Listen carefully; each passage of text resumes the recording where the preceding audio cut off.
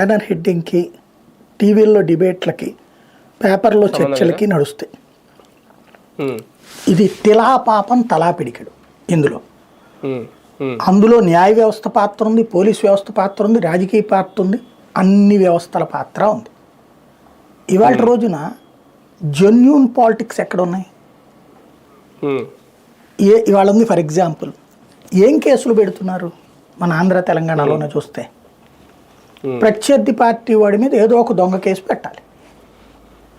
ఆటిట్టు చూసినే కదా నువ్వు నేరమయమైపోతుందని చెప్తున్నావు. కోర్టులు మాట్లాడిన వీళ్ళందరూ కూడా అందరినీ నేరమయమంటున్నారు. ఇందులో వ్యాపారం చేసుకునేవాడినైనా ఏడిపిస్తున్నారు, ఉద్యోగం చేసుకునేవాడినైనా ఏడిపిస్తున్నారు, ఎవరినైనా దొంగం చేస్తున్నారు.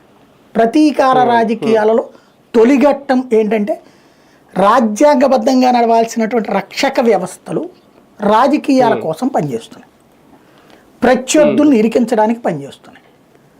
తెలుగుదేశం పార్టీ అధికారంలో ఉన్న, కాంగ్రెస్ అధికారంలో ఉన్నప్పుడు జగన్ని జైల్లో పెడతారు, తోడు తెలుగుదేశం ఉంటుంది. తెలుగుదేశం అధికారంలో ఉన్నప్పుడు వైఎస్ఆర్ కాంగ్రెస్ పార్టీ వాళ్ళని అరెస్ట్ చేస్తారు, కేసులు పెడతారు, ఏడిపిస్తారు.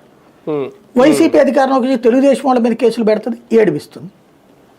ఇందులో జెన్యూనిటీ ఎంతవరకు ఉంది అంటే కావాలని తన ప్రత్యర్థిని దొంగోడని నిరూపించడం కోసం, లేదా ప్రజల ముందు నన్ను దొంగ అంటున్నాడు కాబట్టి ఆడిని కూడా దొంగ అనాలి కాబట్టి కేసులు పెట్టాలి. ఇలాంటివి వచ్చినప్పుడు నువ్వేం చేయాలా?